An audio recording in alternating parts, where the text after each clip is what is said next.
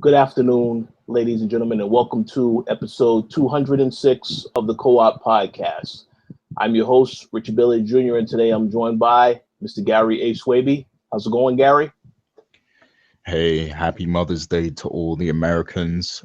We already had our Mother's Day back in March, 2 months ago, but I know it's Mother's Day over there. So, happy Mother's Day to all the mothers, all the gaming mothers out there, and happy Sunday to everyone. Absolutely. And we are also joined by Mr. Jake James Lugo. How's it going, Mr. Lugo? I'm doing good, Rich. I already did all my homework and all my assignments for Mother's Day, so you guys are late to the party. You guys got to play catch up. You guys got to get up on that right now. But happy Mother's Day to everybody else. Happy Sunday. Hope you guys are doing good. Lots of interesting news to touch up upon and stuff to chat about. So I'm ready. Yes, absolutely. Mr. Max Muller will not be with us today because he is also celebrating Mother's Day. So would like to wish his mother a happy Mother's Day, and all of you, happy Mother's Day to your mothers as well. Definitely take the time out today to let them know how much you care about them. But obviously, today should not be the only day that you should do that. But yes, happy Mother's Day to everybody. So we have a couple of topics to get into this week, a couple of big things that did happen this week. But before we do that, we're going to let you know what we have been playing. So, Mr. Lugo, how about you start us off and let us know what you've been playing? I've been playing a variety of different stuff. I've been playing a lot of games. We got a ton of new reviews right now up on the website now. You guys can check it all out on the Koalition.com. I played NBA Playgrounds, which I thought was kind of mediocre. Unfortunately, that game should have been much better than how it ended up turning out. One of the big things that kills NBA Playgrounds for me personally, and for a lot of other people, it seems to be, is the card system, the card collection system, where one of the biggest criticisms I have of it is that you can't choose the favorite players or your favorite teams right from the get-go. You kind of unlock stuff randomly as you play the game and as you level up your player profile and your skill level and such. That's interesting. That's fine. Could have been implemented much better than being as restrictive as I felt it was. Some people thought it was good, even though they felt that the game overall wasn't all that great. It emulates a lot of NBA Jam. It has a lot of nods to NBA Jam. It even has one of the guy that does the commentary from NBA Jam, but the commentary is nowhere near the same. It's not as exciting. It's also technically a little bit broken. There's some things that just don't work as well as they should, or at least you would hoped that they would. But overall, mediocre experience in my personal opinion. We have a couple other reviews that I posted up on the Koalition as well. We got a couple more coming later this week, some RPG stuff that I haven't gotten a chance really to kind of finish up just yet because long RPGs require a lot more time investment. We're going to have a review for the Caligula effect, as well as another unnamed PlayStation Vita RPG that I'm going to be talking about eventually. Then obviously we got other stuff coming down the line, hopefully this week into next week, that you guys can get excited about. But outside of work-related stuff, outside of review stuff that we've been posting up, I've been playing a lot of Horizon Zero Dawn. I've been trying to finish that up, or at least get further along into it, because, again, must play on the system. I've been messing around a little bit with Neo. Again, I've talked about it on the last few episodes, but I finished up writing a guide on IGN for the DLC for Neo, the Dragon of the North DLC. That game is really tough. That DLC is very, very tough. And if you want something aggravating and frustrating to kind of go through, but a satisfying conclusion to it, definitely check it out whenever you have some time. But overall, I've been very busy. So that's what I've been playing. Sounds awesome. Yes, you've been very busy. Quite a bit of games. I'm a little disappointed as far as the NBA game, because when I looked at the game, I was like, I knew there was some issues with it. So I will have to check it out as well and give my thoughts on that in the future. But we'll see. We'll see. So Gary, how about you let us know what you've been playing? Yeah, so no surprise, I've been playing Overwatch, of course, and the anniversary is coming up in about 2 weeks. So I think it's pretty much confirmed that there's going to be some type of event then. So I'm looking forward to that. What else have I been playing? I started playing The Walking Dead Season 3, A New Frontier, and I've already caught up. So I've played the 4 episodes that are out, and now we're kind of waiting for the 5th episode. But as for my thoughts on it, I think it looks a lot more polished, like visually. Like I'm impressed with the visual quality of it and everything. The cell shaded graphics look a lot more polished than they used to in the previous games and stuff. There's still a few technical issues here and there. One issue that I had was I completed like the whole of episode 1, and then when I was ready to start episode 2, it popped up with a message saying you haven't finished episode 1, even though I clearly had, because I took a picture of like all the choices that I made. So clearly it registered that I made all those choices in episode 1. But for some reason, when I tried to start episode 2, it didn't think I finished episode 1, and therefore I think it randomized like the last 2 choices that you get to make in that episode. Luckily, it seems to have randomized it to exactly what I chose anyway. But yeah, that was annoying because like I clearly played all of the first episode, but it didn't carry over, what I played for some reason. But yeah, Walking Dead 3, The New Frontier, so far, the storytelling has been really good. Like I think it's way better than season 2. And yeah, probably like one of the best written Telltale games in a long time. But as I said, I haven't played the Borderlands one. And yeah, I haven't played Guardians either. But yeah, I think this definitely stands out as one of the best written. This the Wolf one, Wolf Among Us, and I haven't played Borderlands. Batman was pretty good too. So I think those 3 kind of stand out to me, and Walking Dead 1 as like the best Telltale games, like in terms of storytelling. So yeah, I definitely recommend this game to anyone who has some sort of interest in The Walking Dead or the Telltale games in general. And I wanted to play some Nier today, but I didn't get around to it, unfortunately. So yeah, that's all I've been playing this week. That's cool. That's cool. Yeah, Walking Dead season 3 is good. I look forward to episode 5, and we are going to have a discussion about the whole season. So look for that in the future for sure. So as for what I've been playing some more of Prey. I have to say that really enjoying this game. I saw that there was a couple of reviews out there, some mixed reviews, and then there was some that said that it's really good. I mean, I think the game is great for what it is. Does have quick question, Rich. Yeah. I wanted to ask you, because the big thing about Prey has been the bugs and the game-breaking glitches or bugs that have been popping up for some people. That's why some of the reviews have been lower than usual. Have you experienced anything like that? I haven't experienced any of that on the consoles. I know a couple of those issues were on PC. I have been playing on Xbox One and PlayStation 4, and I haven't had any problems yet. So yeah. But the game is good. I mean, I very much enjoy the game. Like I think I said on the last show, this is a game where you just basically have to, it's a lot of trial and error. You learn certain things, and just by making a educated guess as to what types of things you can recycle. I mean, the game does give you some hints as to what you should recycle if you actually read the descriptions of the items that you're collecting, which is good. But the recycling is the most important aspect of it, because you recycle that into materials that you can then use to make ammunition for your weapons, health, so on and so forth. So it's very important to the game. I know the game is a little bit challenging in terms of the combat, but once you learn to actually upgrade your weapons, it's gotten a lot easier for me. So I know Bethesda had set out to make the game challenging, and in the beginning, it is a little bit of a challenge, but it does, you can get better as it's a situation where you have to play the game over time, learn how to do certain things, and then you're in a good position. So I think the game is great for those that was interested in checking it out. Pretty sure the game will be on sale, and pretty soon. I don't think it's going to stay at that price that it is at right now, because I know that some people had a lot of negative things to say about it. The PC release especially had all those bug issues, and that wasn't really good for Bethesda.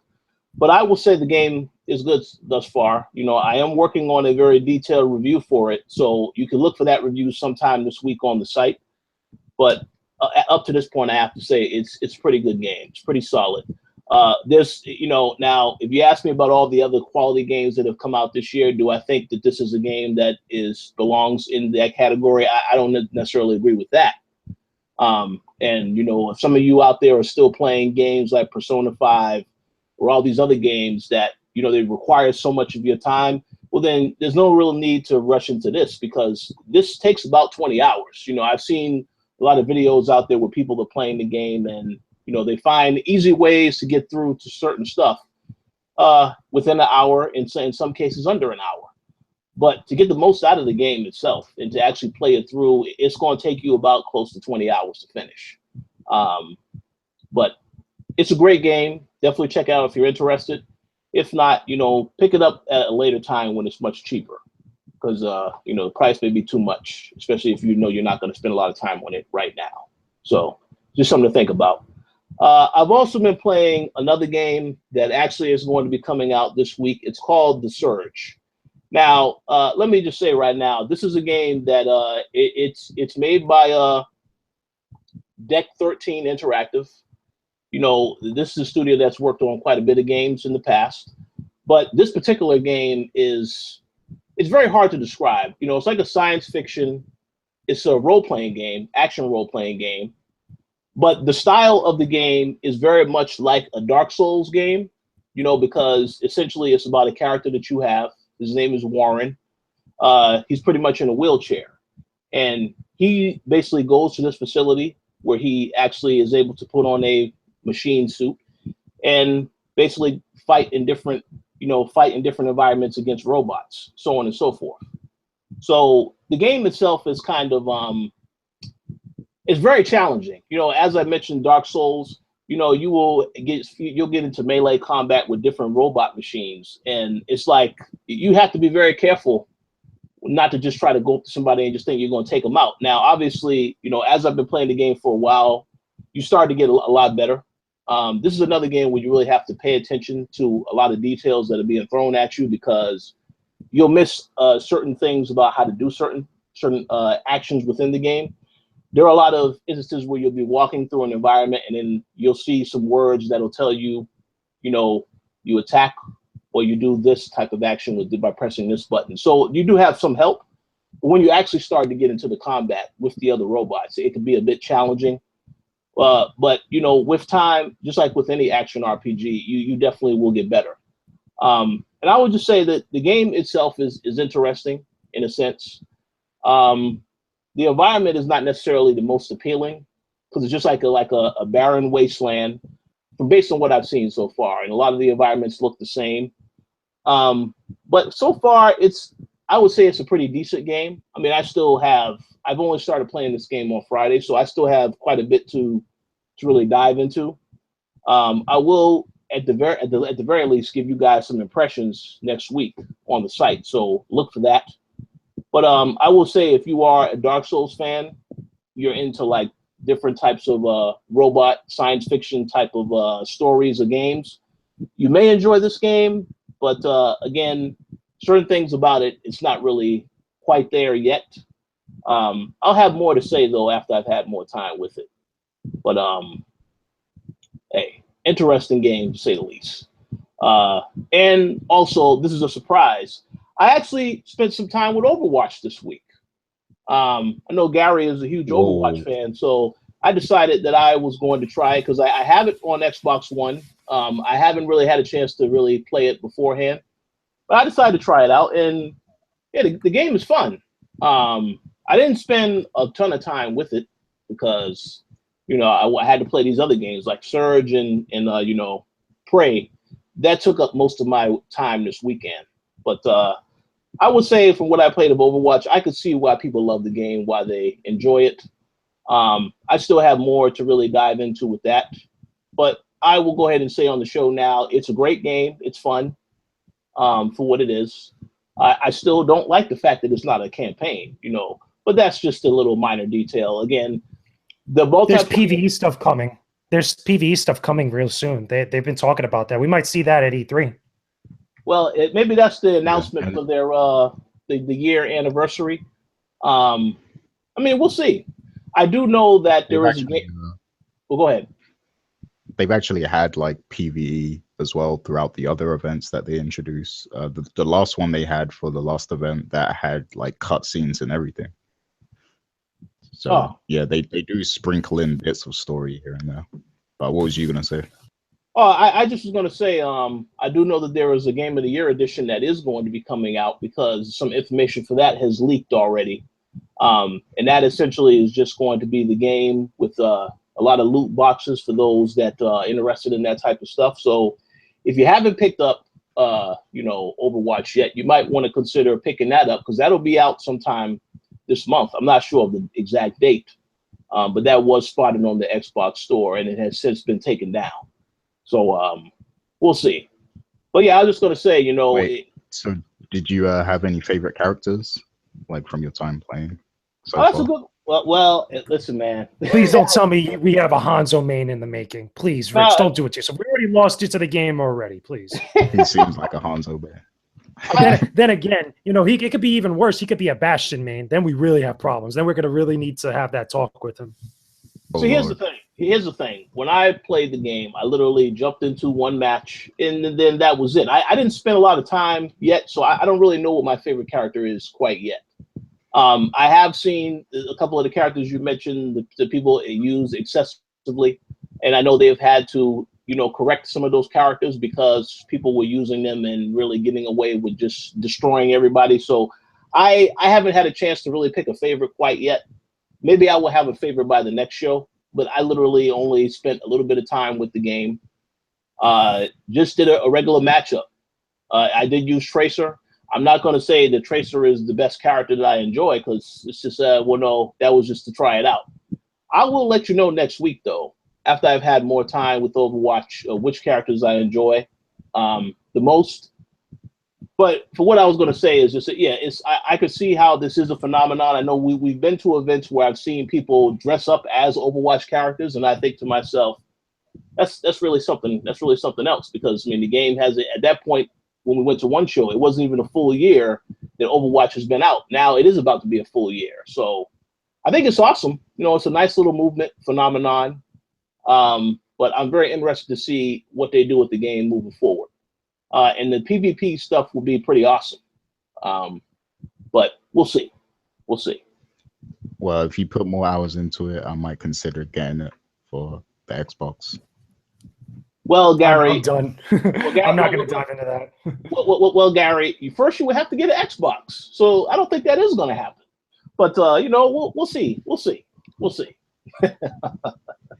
Yeah, we'll see. I might get an Xbox just to play with you. Oh well, we'll see what happens. Now the big question is, would it be an Xbox One or would it be an Xbox Scorpio? That's the part 2 of this whole discussion down the line.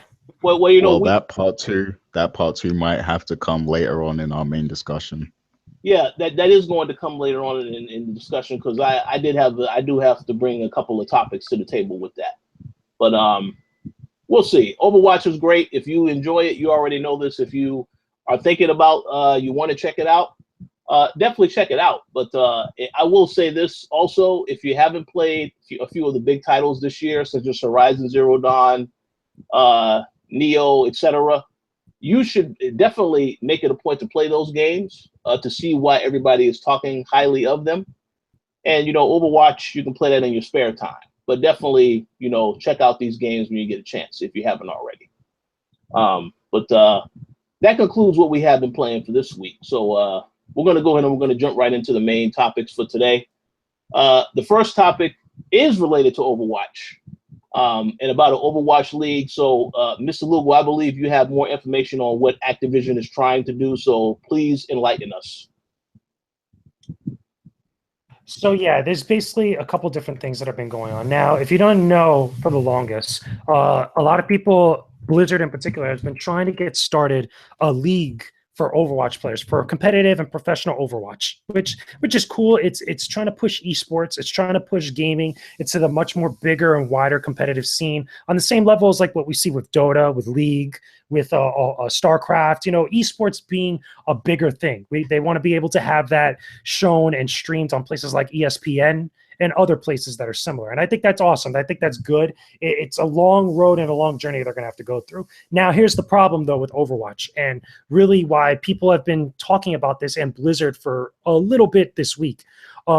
A lot of the big leagues or the big organizations that have been asked or have been looking into joining up with this Overwatch League have either started to pull out or started to drop it or start to move away and openly talk about why they're doing so. One of the biggest reasons citing that this actual league hasn't really gotten off the ground just yet is because the buy-in or the requirements for joining up with it, for getting teams implemented into the league, as well as also becoming sponsors and all this stuff, there's a $15 million buy-in, at least according to some sources. That's a lot of money, you know, for an organization to kind of jump into it.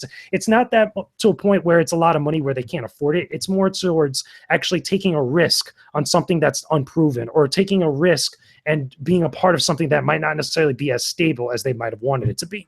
Because I'm pretty sure, and I think it could be said, that organizations are going to spend money if they're comfortable doing so, if they feel like it's a safe bet and it's a surefire result for what's going to go down. That doesn't seem to be the case with the Overwatch League. And a lot of different things have been cited because of that. You know, the $15 million buy-in, as well as also some of the talks behind the scenes haven't been really going that well.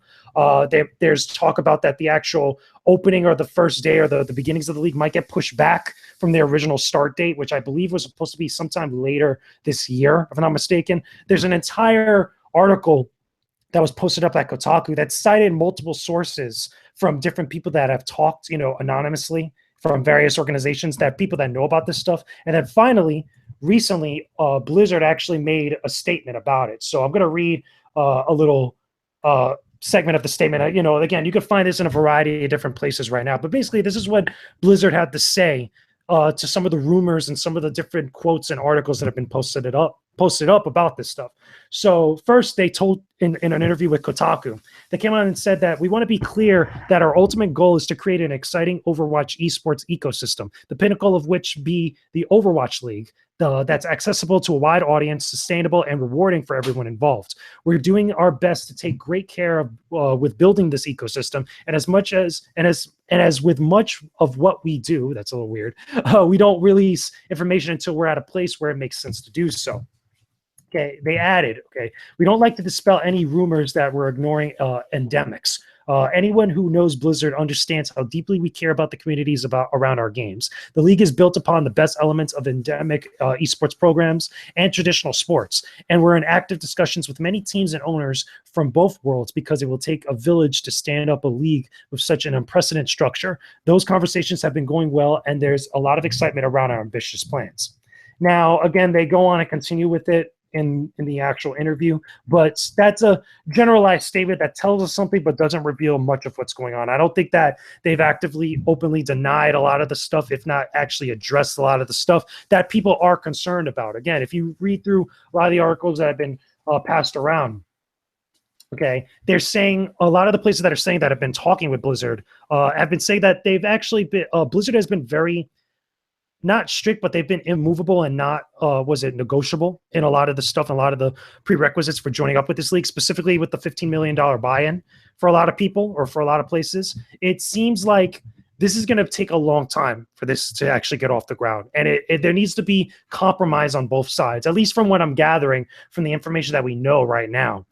It'd be really interesting if Blizzard opens up a little bit more about it. I can understand why they're not, because these are ongoing discussions, and it seems like a lot of people that have been opening up, or at least some places have been talking about how this is a play or a ploy to make them a little bit loose when it comes to actually negotiating and actually talking with different organizations about money specifically, if not other stuff, maybe related to the players, maybe related to the teams, as well as also who actually makes a good profit in the end of all this. Because obviously Blizzard's going to want to do what they're going to want to do for their own league. But again, there needs to be some compromise on both sides. But, knowing this stuff from what we know at this point, what do you guys think about this, Rich, Gary? What does this mean to you? I think, some of the terms are, it's a little, I can see how it could be absurd to the, these different organizations, because like they're asking up to 20 million. Like it started at 15, so it's 15 to 20 million is what they're asking for to buy into the franchise. And in comparison, League of Legends only asks for like 1.8 million. So that is kind of absurd. And also, like, um I was hearing as well that, like, what was it? I can't remember. There was something else I heard, but I'll get back to that. But yeah, like I think it's a bit crazy, some of these demands that Blizzard are coming up with. But at the same time, Overwatch is huge, and I think they have the potential to do something special here. Like they could transcend esports to a whole new level if this does take off. But from an organization standpoint, they don't know whether these events are going to pull in that much audience to recoup their money, I guess. And that's a concern as well. Like, because how many people will actually show up to these leagues, like these league events? Like, is it going to be a huge turnout like with League of Legends? Because I know Overwatch is a big thing and a lot of people watch it on sites like Stream and Twitch and everything. But is it going to be what League of Legends is and more? Because that's what it needs to be. It needs to transcend League of Legends. And I'm pretty sure League of Legends is still like the #1 streamed game on Twitch or something. Or, even if it gets knocked off, it goes right back or something like that. To Dota. So that's the other one, Dota 2.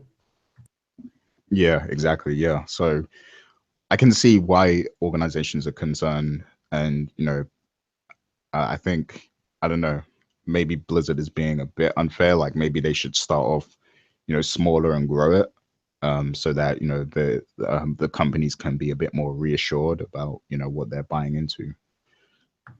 There's a good point that you brought up there that I think we should acknowledge before Rich gives input, that it's sometimes very difficult to watch games like this, even on Twitch, and especially when they're trying to market it to put it on places like ESPN and the like, because you could see gaming competitions on ESPN. I think the Dota 2 championships or the League championships were shown on ESPN at one point. And there was a big controversy with some people that were just very ignorant about what was going on. But it could be difficult sometimes to show those types of games to an audience and them not be in the know of what's going down. And there's a lot of lingo that's catering to the audience that's already hardcore about it.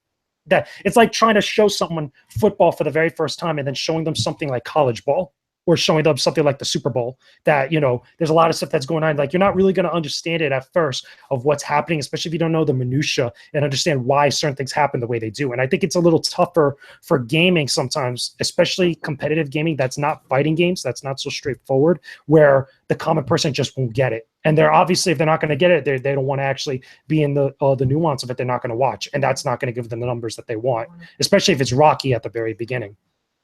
Yeah, because I feel like Overwatch is like, it's a game where it's super fun to play, like when you're playing it, but when you're watching it, I don't know if it has that same appeal. Like, I mean, for me personally, yeah, because like I like to check out other people's technique. Like I watch a lot of competitive Overwatch games with like, teams and stuff, just to get their technique and see what they're doing and what the best practices are for each character. But not everybody will see it that way. Like some people might want to watch something for the entertainment aspect, and it might not be the most entertaining game to watch.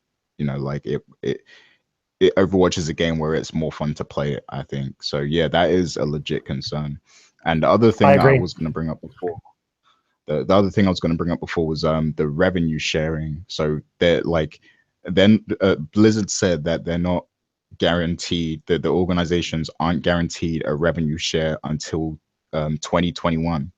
So even if they buy in now, they're not guaranteed a revenue share until they're not making money now. Yeah, exactly. And you can't, ask people to spend that much money and not guarantee a revenue share until 2021. Like that's a bit extreme. That's like paying for a movie and then not seeing it until next year. Like that kind of sucks when you think of it. And I can understand the frustration with that. Yeah, I mean, I guess there's other ways they could still make money in the meantime, like sponsorships and all that stuff. But still, it's a bit extreme to, like, considering you're asking for that much money for the buy-in. Yeah, I just want to say that 2021, man, is absolutely ridiculous. You know, I would like to ask Blizzard what is their long term plans for Overwatch? I mean, this is as I said already, you know, this is a phenomenon, right? So I'm thinking, is there going to be any cartoon movies out there? I know they have the animated stuff within the game itself, but is there going to be anything beyond what just the game itself? Do they have merchandise out there? Do they have all this other stuff? Because I could see you making that price meaningful if this is something where it's bigger than just a video game. Oh yeah, there's merchandise too. There's all those extras and stuff. Merchandise and sale, like ticket sales or whatever. Sponsorships. All that stuff is a way for the teams and the organizations to make profit as well. But I mean, if you're spending that much upfront, you're gonna want like some sort of immediate return. Yeah, that's closer than 2021. So. Oh yeah, I mean, I think that's a little ridiculous to hold off that long of a time before someone is seeing a return on their investment. I don't really understand that by itself. I understand that now I do know that the Call of Duty tournaments are a very big deal, and I did go to the World Champion Call of Duty tournament they had in Los Angeles last year, and the amount of people that went to that event, it was insane. But I will add that they had other things going on. It wasn't just the competition. They had a lot of opportunities for you to play all of the different games that were there. Some different DLC for the past Call of Duties that came out the year before. I mean, they had amusement stuff as well, rides, so on and so forth. So the thing is, though, Rich, they wanted to get to the level like what we see with like the Korean StarCraft 2 championships. They want people in the arenas that are like huge, and they want people to spend money. They want people to buy the game. They want people to buy products like peripherals for their computers or their consoles and stuff. And I think it's very tough for some games. Like the best example you could see this, and the one that's like always like ebbs and flows, is fighting games. It could be, there's a lot of parallels between what's going on now with Overwatch and what is also happening with fighting games and stuff, with them turning into either esports or anything of the sort, because they're all esports in some way, as far as like wanting to be competitive and wanting to make money, want it to be a big phenomenon like that. The problem is, though, is like I said before, is like, how do you market that to the common person that's not going to play, that's not going to be competitive, but just wants to see that? Because people see sports all the time. It's a way where they're not actively participating in the actual sport. They probably play basketball, or they play whatever sport, but they love watching it because they can understand it and they can actually get it for what's happening. I think that's very tough with games, especially where games, we have such a problem dealing with the stereotype of being child's play or being children's toys. There are a lot of people that believe that, and the people that watch ESPN, or at least the general audience from ESPN, not just the people that play games and watch sports and stuff, but a lot of that audience still just doesn't get over that. And that's very tough to deal with. So in order to achieve that same success with the stadiums, filling up like in Korea, but having that here in the United States, I think that's a very tough sell. And I think it's not impossible. There's probably ways to do it, because we have competitions like Call of Duty, like Halo that have done that, like Counter-Strike that have done that, or even Team Fortress 2 to some extent. I'd be very surprised if we don't have stuff like that for that game. Games that are similar, that could be handled in that same vein. But with something, I feel like with Blizzard, with Overwatch, they're trying to capitalize on the hype that's been going around for like the last year or so since the game's been out, and a lot of the audience that loves the characters and loves all that stuff. But I think selling the competitiveness of it is a much tougher sell. Yeah, very good points. You about to say something, Gary? Yeah, and like I think Blizzard doesn't come off really well in this. Like they kind of seem a bit arrogant. Like they feel like this is the game in esports now or something, when that's really not the case, because like other games have been dominating the esports scene for years. So Overwatch is very popular and it's a very good game, but like you can't just come into the esport space and think you own everything and you run things and that you can just charge whatever you want for a buy-in. Like they come off a little conceited at this point.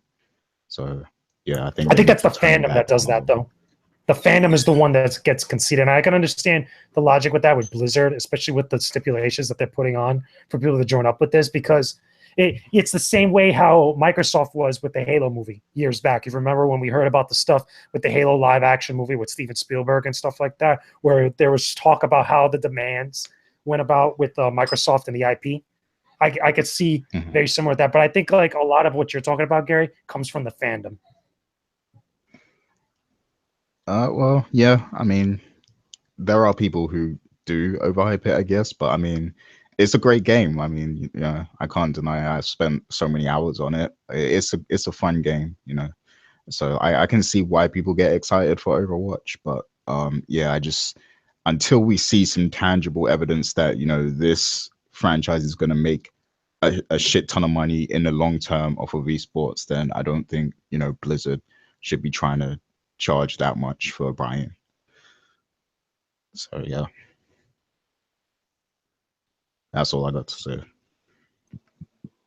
Yeah, I guess we will see what happens with this whole situation. I think eventually they will come to some type of agreement, and this thing will happen. I mean, the game is popular.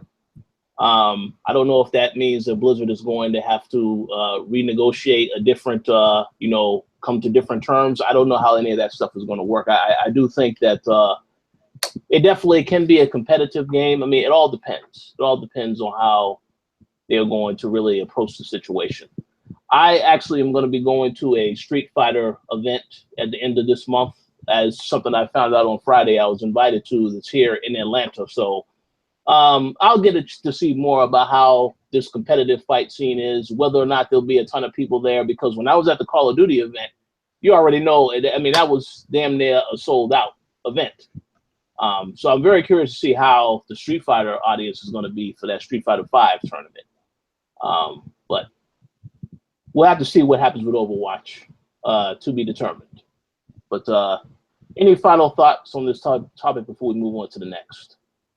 No, yeah, I will say that I would also love to go to an esport event. I mean, I would want to actually like the game somewhat that I'm watching. Like I would love to go to an Overwatch esport tournament myself personally. I'm not sure, like to the average casual, consumer or whatever, they might not be as invested and it might not look as fun. Like, because it's sometimes hard to understand what's going on when you watch Overwatch if you don't play it. But like me personally, I would love to go to one of these events, whether it's Overwatch, maybe even Call of Duty, like just something that I have, some level of interest in or some level of familiarity with. I would like to get into that setting because I haven't really been to many tournament type events before. So it's something I would like to do. I'm hoping actually that there'll be some tournaments at E3.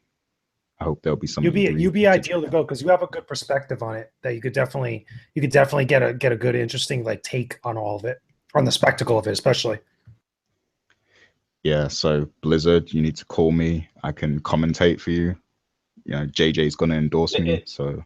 Hey, we'll see Blizzard at E3. So I'll be sure to let them know. Hey, we need to talk with Gary about sponsorship and all this other stuff. Me and Gary on color commentary. He could be Jim Ross, like, calling it straight like it is. I could be like, was it Jerry the King Lawler? I could just completely just wild out over the littlest things and just completely poke fun at stuff. Well, wait, hold on. Hold on. I don't think you want to be Jerry Lawler unless you want women talk about, hey, you need to watch yourself around that. I'm talking 93, 94 Jerry Lawler. Let's be real for a second. Okay, not the recent stuff right now. I'll be the color commentary. I like the what is it that it just poke fun and just talk like Jesse Ventura back in was it WrestleMania 3, WrestleMania 4? Jesse the Body Ventura when he was on commentary like that with a Gorilla Monsoon. Gary could be Gorilla Monsoon. I'll be Jesse Ventura. There you go. Wait, does this mean that Richard is Michael Cole? Hey, no, he can't be Michael Cole. Rich could be oh man, what's that guy's name from wrestling commentary? That he would be the guy that goes up to the different people that interviews them when they go to the back room. It was not Howard Finkel. I can't remember his name. I'm not sure who he is, but I will tell you right now, the one person who I would never be is JBL. And if you are a wrestling fan, you already know why. No, to Forget hell with that JBL. guy. To hell with that guy. Yeah, I but agree. we'll see what happens. We'll see what happens. So yeah, let's move on to the next topic. Overwatch is a good game. Let's talk about another game that I thought was good, but apparently Square Enix didn't think it was good. Let's talk about Hitman Season 1. We received news earlier this week that Square Enix they are now currently trying to get rid of IO Interactives and the Hitman franchise. No longer want to, have anything to do with it. So it is now currently up for sale. Now, I should mention that this story is still developing because I actually read that there was an update on Friday. Now, this is a rumor. Now, it is not confirmed yet, but the rumor states that IO Interactive, they now have ownership of the Hitman IP, and they are currently halfway through Season 2, and they are supposedly making an announcement this upcoming week about the future of the series. Now, I don't really know about that because, again, it is a rumor. It's not confirmed. But I think we should at the very least discuss, Square Enix's decision to rid themselves of the series and why they made this decision, if we have any thoughts on that particular topic. So, Gary, how about you feel free to let us know your thoughts on this first, because I know that you are a Hitman fan to some degree. I know you absolutely did not like the fact that they had an episodic series. So feel free to let me know your thoughts as to why you think Square Enix made this decision and whether or not you think it was a wise decision for them to get rid of it.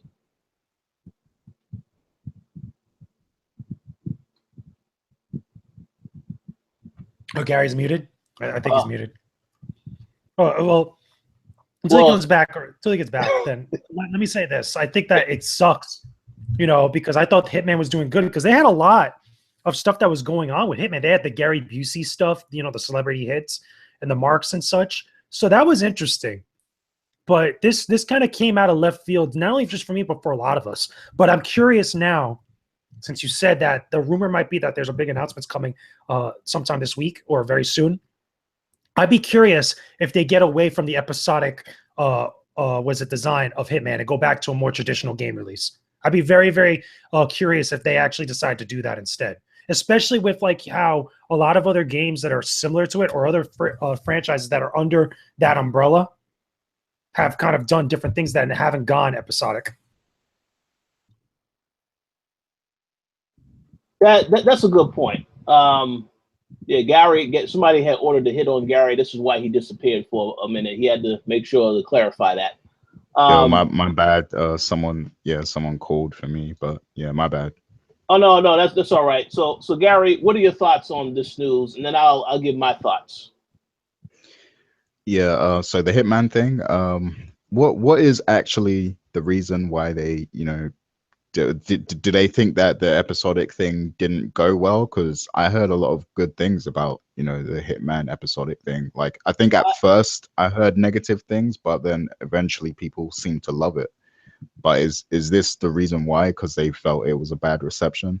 Is that why they're choosing to sell it off? I mean, I don't really think it was ever clarified as to why they decided to get rid of it. I assume that it didn't meet the sales expectations that they had, and that was why they said, well, we can't waste any more money. We need to get rid of this franchise while we have the opportunity to do so. But it was never really specified why they got rid of it. I assume it is that because we know in the past, Square Enix has talked about, when a game sells 6-7 million, that still is not to their liking. They talked about that with the Tomb Raider franchise. Yeah, that's something I really dislike about Square Enix. Like, they always, this is always a news story where they're not happy with, the sales of a game or whatever. And it seems to be mainly with, the Western produced games. But my thing is like, okay, so why do you expect it to sell that much then? Like, why do you put your projections so high and then, when it doesn't match it, you just want to like, cancel it or not do it or whatever? Like, I don't understand their thinking there. I mean, to me, it seems like a lot of people legitimately love the game. And when you have an audience that loves the game, you need to continue to nurture it and, produce it so that you can keep, getting that same fan base back, and they will continue to give you money as long as you maintain the quality of the product, So I don't see their logic with just wanting to, kill it at this point when it seems like they still have a fan base there that legitimately loves the game. Well, yeah, exactly. One thing I did want to add is, I did have an interview with Agent 47 himself recently, and that interview is on the website. And he alluded to the fact, I did ask him about a season 2. He says that he really enjoyed season 1, but he really couldn't talk about season 2 and didn't know whether or not there was going to be a season 2. So I think it's unfortunate if, with this current situation here, because, it leaves a lot up in the air. As we already said, the rumor is that there is going to be an announcement next week, so we'll have to see what that announcement is. But I think just the whole thing about it being episodic and the fact that they released it, I know that was going to turn off a lot of people. When I played when they released the demo that they had, I thought the game was great. I actually had wrote an article about the episodic structure because I figured that, they had already laid out the times when you can expect the other episodes. And I figured, okay, well, that's already better than Telltale because, when Telltale normally releases a game, sometimes it could be a month to 2 months later than, you would expect it. But they actually laid out a timeline and stuck to it for the most part with Hitman. So I figured, okay, well, maybe this can work. And they also approached it from the standpoint of we're going to look at how the fans respond to the game, and we're going to make changes on the fly based on the stuff that they like and dislike about this approach. I have a question, Rich. I have a quick question. How many of those like special contracts or special hits that they have for that game? Because I only remember the Gary Busey ones. Did they have any other celebrity ones? Because do you think like maybe with stuff like that, especially that was going to get some attention on the game, do you think that cost them more than what they actually thought and it just didn't have that big of a return? Because keep in mind, stuff like that costs a lot of money, especially with a big celebrity like Gary Busey, who, again, whether you like or dislike, it's still going to cost a bunch of resources for them to actually make stuff like that happen. So maybe, especially if they had more than one, because I don't know, I haven't played Hitman like that. Do you think like maybe that also contributed to it? That definitely had to contribute to it in some extent. Possibly, yeah, done to get more attention to the actual game, to try to get people back into it, because a lot of this stuff was just done, periodically. It wasn't like a regular thing. Every so often they would have them. I think there was about 3 or 4 of them. I'm not for sure of exactly how many it was, because I did play Hitman. But because it is episodic, there's other games that come out during this time, and obviously, somebody may not want to go back to Hitman. They'll go back at a later time because the full game is not out there for them to play at the moment. But yeah, I think those, them having to pay those high-profile actors, well, maybe they're not high-profile to everybody. They had their time when they were popular. Maybe they're not quite as popular, but they still command a lot of money. So I'm pretty sure that definitely played into this as well in terms of the investment into the actual IP and what was going on with that. But I just think it's a bad situation. But again, as was already said, Square Enix, we already know they have these ridiculous, thoughts about how much they want a game to sell. Tomb Raider, that was the most recent example of another game that they felt did not sell as well as they wanted it to sell. And, I will be a little concerned about that franchise next. But for now, with Hitman, I do know, we had Mr. Kennedy review the game for us. He reviewed the complete season recently when they released the full season on disc. And the main complaint that he had is just the fact that, it took so long to get to all these other episodes. Having it complete, he felt like they need to do something different with the franchise because it didn't really feel like it innovated or in any type of way. I could understand how someone could say that, but I enjoyed what I did play of it. It's just that it's, Square Enix, again, they have these high demands for these high expectations of what they want the games to sell. And when they don't meet those expectations, then there has to be some type of fallout. So It's unfortunate, but I do hope that IO Interactive is going to make this announcement, because apparently, I mean, they were already halfway through season 2, you know. But again, until we actually hear about that, we don't really know anything else about what's going on with that. So we'll see what happens.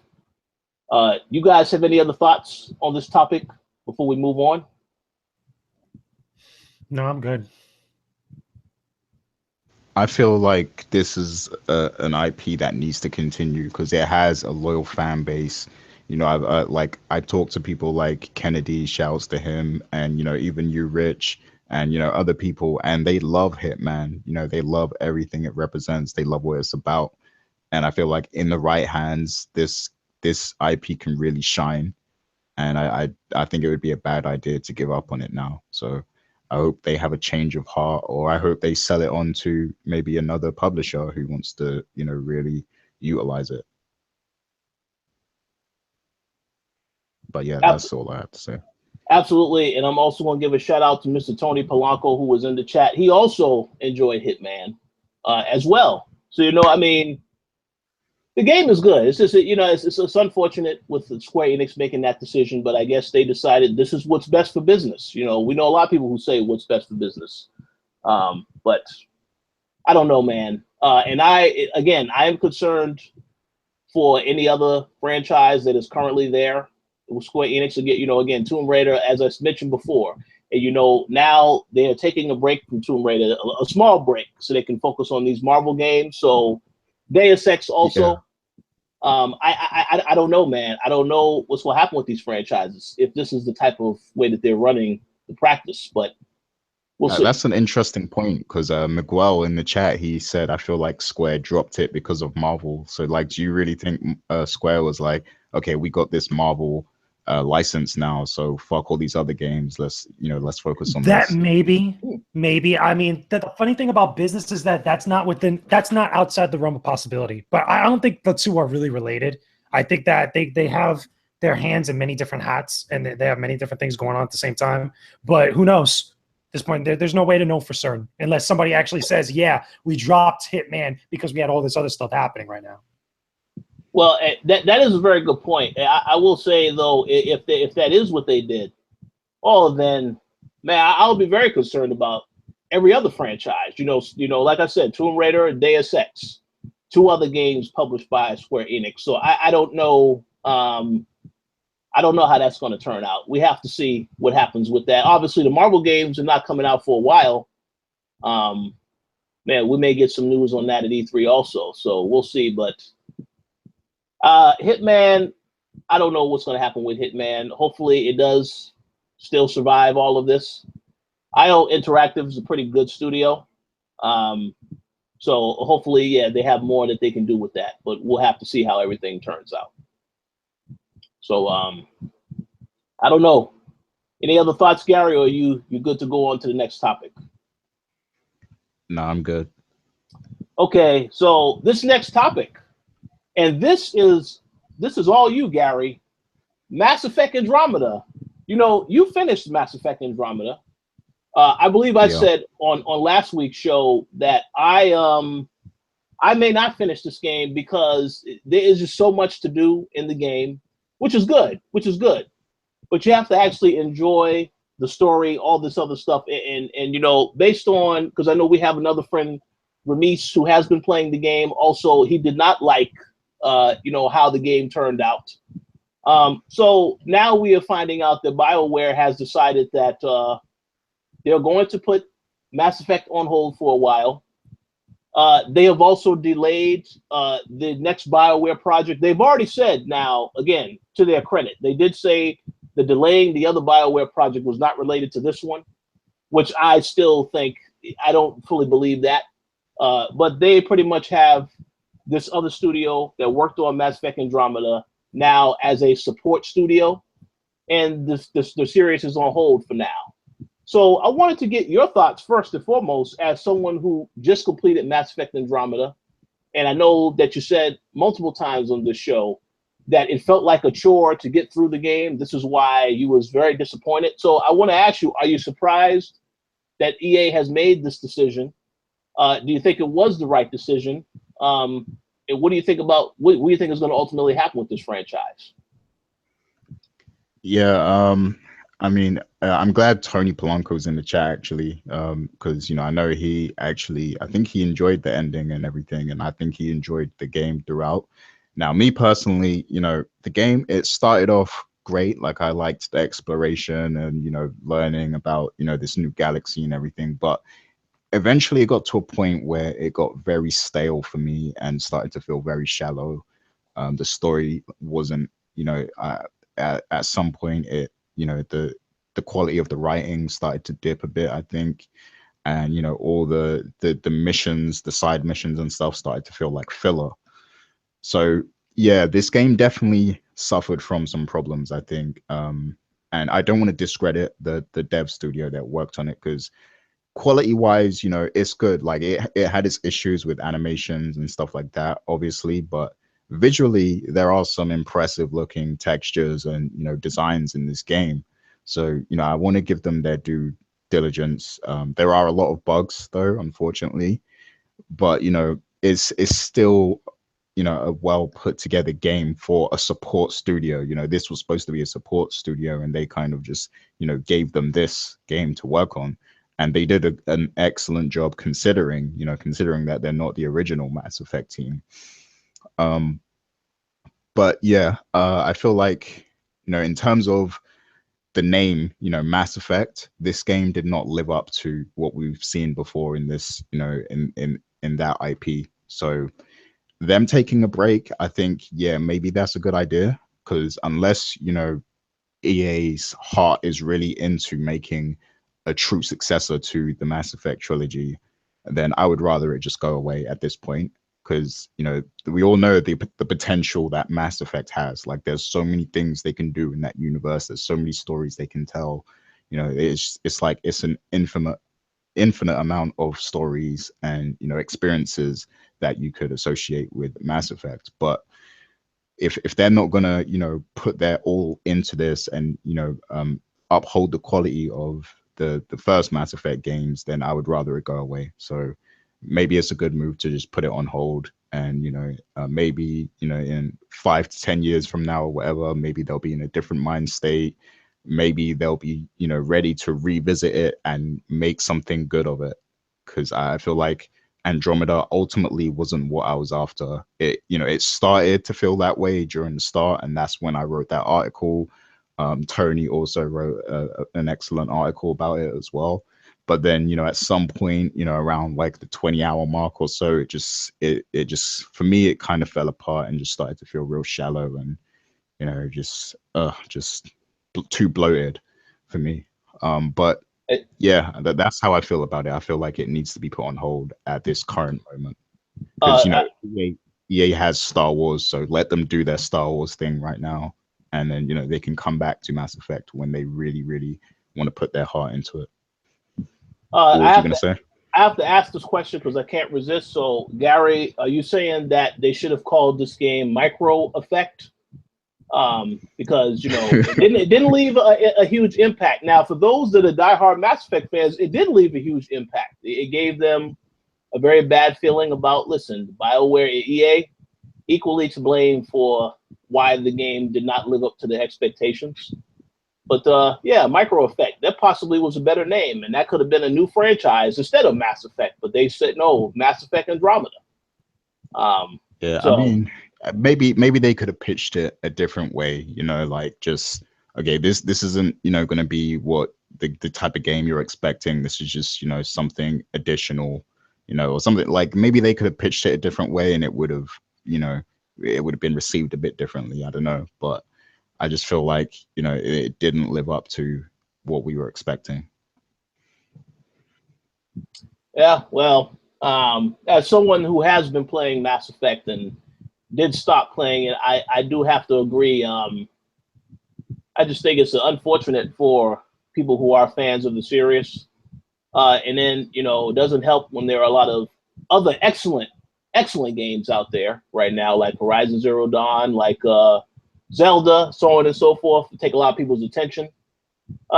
this is a game that when it was coming in, he's like, oh, this game has to, you already know, most of us who are Mass Effect fans, you're like, oh man, there's no way this game is going to be, this is our most anticipated game of the year. And unfortunately, it's, I don't think it's up there anymore. And, I'll be very interested to see when we have our end of the year discussion about games, when we talk about the disappointments, the biggest disappointments of the year, I'll be very curious to see whether or not this is in that discussion. But I don't know. It's unfortunate. Mr. Lugo, do you have any thoughts on Mass Effect Andromeda? On the outside looking in, because I have not played Mass Effect yet, but I've seen how things have unfolded both on social media and when you guys talk about the game and a lot of the discussion behind it. I think that it sucks for a lot of the fans that are out there, especially when you look at some of the videos and some of the other aspects about the game that have been spotlighted by people who feel like they've kind of, got the short end of the stick, that they felt like the game just wasn't up to the level of quality that we know Mass Effect as a series can be. That sucks. And I think putting it on ice for a little while is a good decision. I think it's good maybe to go away for at least a couple of years before we get the next Mass Effect. I really believe also that maybe EA and BioWare are probably rethinking their strategy about Mass Effect and probably changing up some of their original plans of what they were going to do after Andromeda. Because I would not be surprised, especially if we hear something like that maybe down the line, if we ever get to hear about whatever the next Mass Effect game would be afterwards, or if they decide to maybe just go back to the drawing board and actually restart the actual series or the new saga, I should say, where the next game doesn't really relate too much to Andromeda. I wouldn't be surprised if that was a thing that was being talked about, because it seems that a lot of what went down with Mass Effect Andromeda, especially the perception of it, was not in their favor. There was just way too many things that just came together that were just really bad and that people just did not enjoy, did not take a liking to, that caused at least a bad reception or a bad release by the time the game came out. And I'm not addressing any of the stuff that happened that we've talked about on the show before. I'm talking about strictly just the game and the reception as far as like the sales, as far as like the word of mouth about the game itself. So maybe we hear about some stuff not this year at E3, maybe next year or the following year about whatever they decide to do with that series. Because like Gary said, they got Star Wars now to think about, or at least EA has Star Wars to think about. So that's where the space stuff is going to be at, for at least for a time. Remember, they still got Amy Hennig's Star Wars game that hasn't been talked about, the visceral one. That's just been whatever it's been in the background for a long time. So maybe this year we get Star Wars Battlefront 2, next year will be whatever that visceral game is, and then maybe they go back to Mass Effect down the line, or at least as far as being the game that gets a lot of spotlight for them. Yes. Well, we'll see what happens. I don't know, man. I mean, I'm glad that the series is taking a break. I feel like I have to ask this question again, even though I've already asked it on other episodes. I have to ask this question again. So, when Mass Effect comes back, can we expect to see Commander Shepard return? To be honest, I mean, I know a lot of people are holding on to hope for that to happen, but I feel like they don't need to do that. I feel like there's so many more stories they can tell in the Mass Effect universe, and they can move away from that. Like, because there's just so many things they can focus on other than that. I mean, that's just one event that happened. We can talk about what happens after that, like, in the future, or, well, I don't want them to do a prequel really, because we already know how things turn out with the Reapers anyway. But yeah, there's so much more they can do than just Shepard, I think. Yeah, I mean, maybe Gary on this one. Yeah, they could just have references to what happened to Shepard and not actually have him in the game. Yeah, I mean, they could do that. We'll have to see. We'll have to see. They should at least acknowledge it. I feel like that's a thing where a lot of people that have been sticking with and that were interested in Andromeda invested a lot of time in the series. And I felt like, especially if they had ever gone with the idea of releasing those original 3 games on the newer consoles, like they just re-released them again, as far as like getting more people involved with it. But the people that were really down with it, I feel like they almost, with the time and the fandom that they put into it, the support they've been behind BioWare and behind Mass Effect for all this time, they deserve at least nods to that. Because remember, Andromeda was supposed to be a completely separate galaxy where it's like a fresh start. So, I mean, if people aren't liking Andromeda right now, I mean, do they really want to linger in that same type of blueprint or that game plan that they've had and people just didn't take a liking to it. I feel like at least people were vocal enough that they wanted stuff like, again, either Commander Shepard coming back or references to Shepard in whatever new game that they have. At least that'll be a good direction to go to, at least as far as making good faith for all the people that were pretty much turned off to Andromeda. Yeah. Well, I mean, we'll see what happens. A break is needed, They can have some time to rethink a couple of things. But I did want to say this. I have to point this out. Now, understand that, once again, BioWare, they made a couple of mistakes with the game. I've said before, EA as well has to take some blame. I don't really think that they needed to have the game out when they decided to release it. But I will say, for now, I would give EA the benefit of the doubt. But if now we have, of course, Battlefront 2 is coming out later this year. We have a couple other EA games coming out later this year. Now, if any of these games have any issues, and it's the issues where, because they decide to release it at a time when it's way too many other games coming out and people are not going to focus on it, then at that point, I am going to shine the light on EA, because there's too many issues that we've had already with Titanfall 2, a game that everyone says this is an excellent single-player campaign. But they decide to release this within the same time frame of Battlefield 1, thinking people are going to buy both games. And I still have an issue with that, because Titanfall 2 deserved a lot more attention. And so we'll see what happens. And we have Mass Effect now, a game which obviously wasn't really polished. It needed a lot more polishing, in my opinion, before they dropped it. So I do think that, I give them the benefit of the doubt. Okay, you rushed out that game, that other game, you had to get it out. But now let's see what happens with the rest of their games they're releasing moving forward. But if it is another issue where it's an issue on their part of why it isn't successful, then I have to say, EA, listen, man, they got to get it together with this stuff. But we'll see what happens. I'm looking forward to Battlefront 2. I have high hopes for it. I really like the trailer, so we'll see what happens with that. But any final thoughts on this topic before we move on to the next? Yeah, I mean, Mass Effect is a great sci-fi space franchise, I think. But at the moment, there's a lot of focus on Star Wars with the movies being back. And of course, EA has the license. So I think it's okay for them to just shift their focus to the Star Wars stuff for now. And then, once they've got that out of their system, I think it will be a great idea then to revisit Mass Effect. And hopefully they'll put more care and attention into it. So yeah, that's my final word on it. Yeah, Star Wars, it's all about Star Wars now, so can't mess that up. They have to have that, be on point with all of that. So we'll see when we go to E3 if we actually do get some hands-on time with the game. I don't really know how that's going to work out yet, but that's another topic to be discussed after we have recorded the show. All right, so let's move on to our next topic. Halo 6. This is a game that Gary, he just can't wait for Halo. He said that he's going to pick up a Scorpio as soon as Halo 6 gets announced and they have a release date. He did tell me that, off air. Wait. Which Gary are we talking about? We're talking about you. We're talking about you, man. You said, yeah, you're picking up Halo 6. Exposed. Yeah. Absolutely. But in all seriousness, 343 Industries, they have already come out and said that Halo 6 will not be at E3, but something else will. So I wanted to ask the question, what do you guys think is going to be there? Because I have a thought as to what is going to be there. I think it's pretty obvious. But Gary, tell me what you think is going to get announced. Well, I'm interested in hearing what you think is going to be there, because I have no idea, to be honest with you. Okay. I think it's very obvious. I think finally they're going to announce Halo 5 is coming to PC.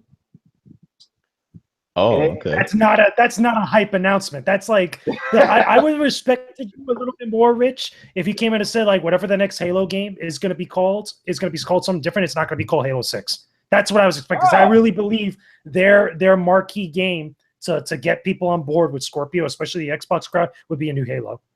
They just won't call it Halo 6. Like that, I could believe. I believe that more than likely, maybe they're working on Halo 6 as a separate project, because 343 Studios and Microsoft is not stupid. I mean, granted, Halo 6 might be not being at E3. That, you know, that does kind of suck for that crowd, or at least for that audience. I can understand that, but most of the conversation is going to be around what Scorpio is. And granted, I still believe there should be big games talked about in relation to what Scorpio is, as far as like reasons why people should be picking up that console. But I could totally believe more so that maybe they announced that Halo 5 is coming to PC and that it's, you know, part of that Xbox Play Anywhere type of deal. But I believe like maybe you actually hint at the next Halo.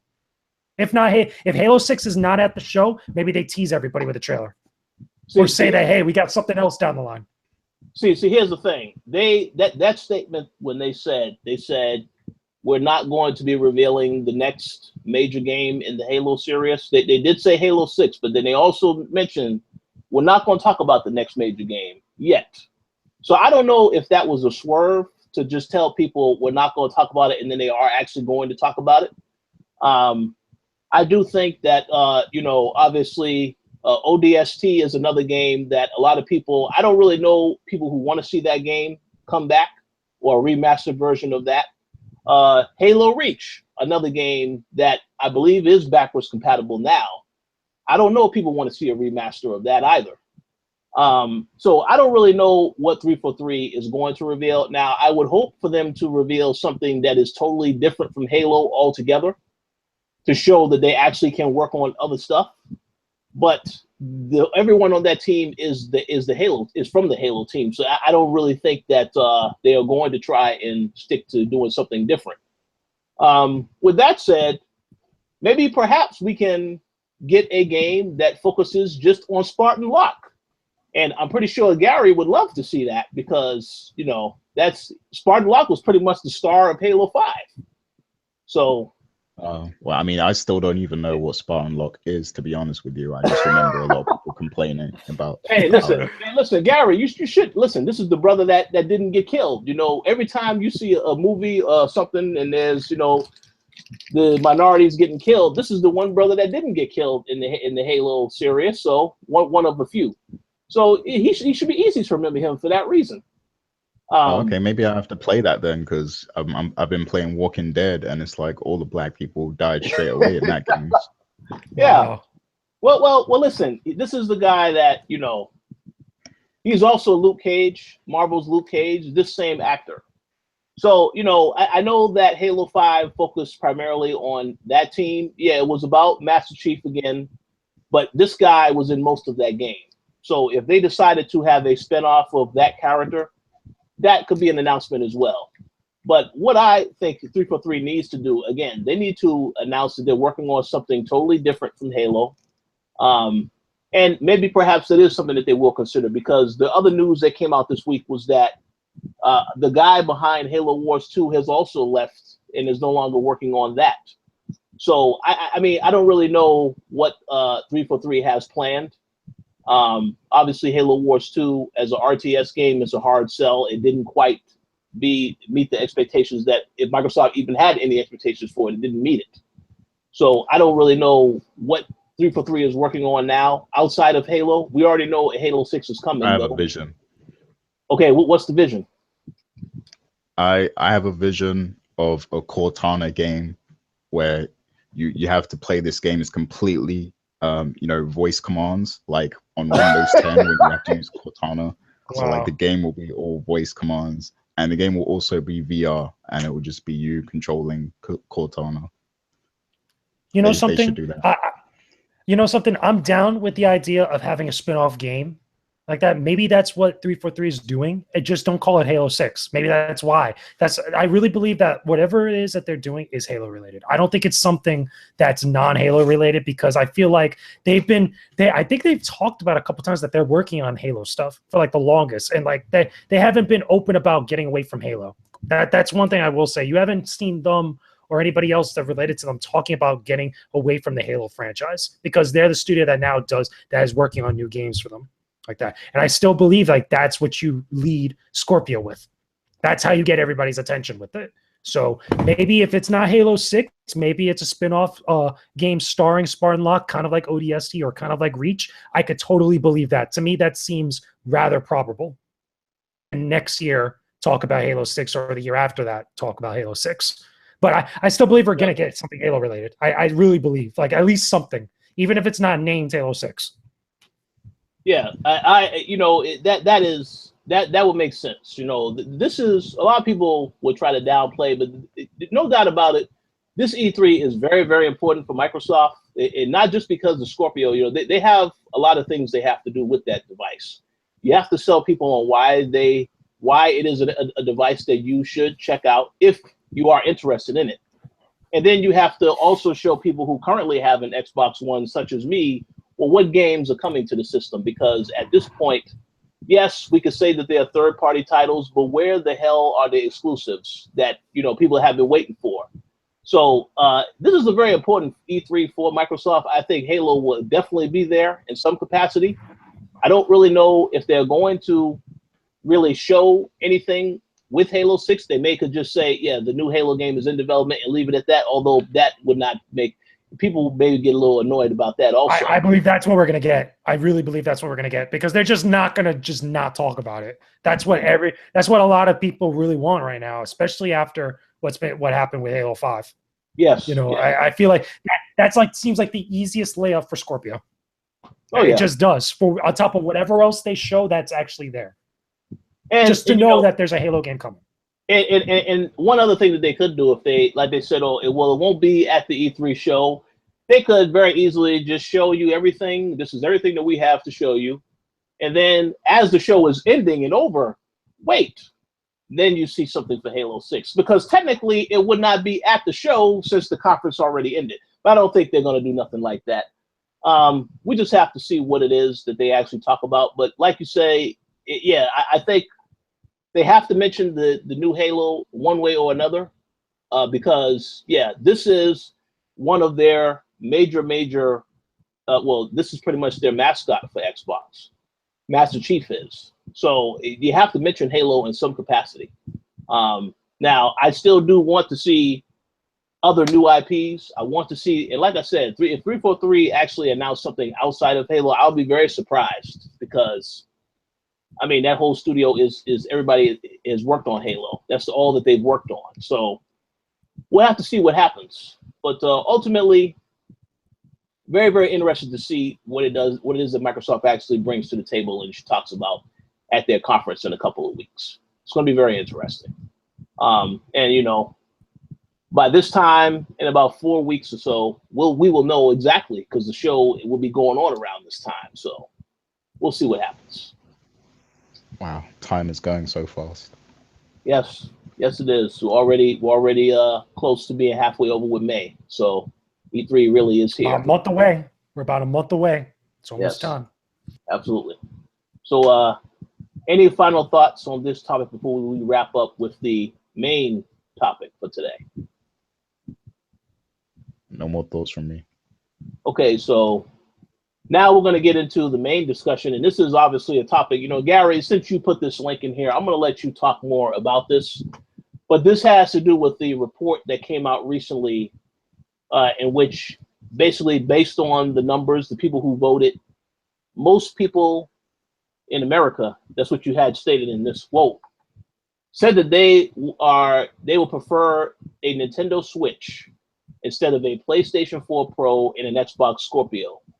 Now, I do have something to say about this particular topic, but I'm going to let you just basically talk more about what was the point of this whole survey and where did all this information come from? Yeah, so basically they did a survey, and obviously with surveys, it's always a bit of a questionable thing, because you don't know the sample of people that they actually asked and stuff. But yeah, supposedly they did this survey, and only 11% of people have ever heard of Project Scorpio, and 20% of people for PS4 Pro. And yeah, so like the result of the survey basically showed that, people aren't really fazed by PS4 Pro and Scorpio. Like, they're not really that interested in, those particular products. And I mean, they also did say that, the awareness of the consoles were more high for people over the age of 13.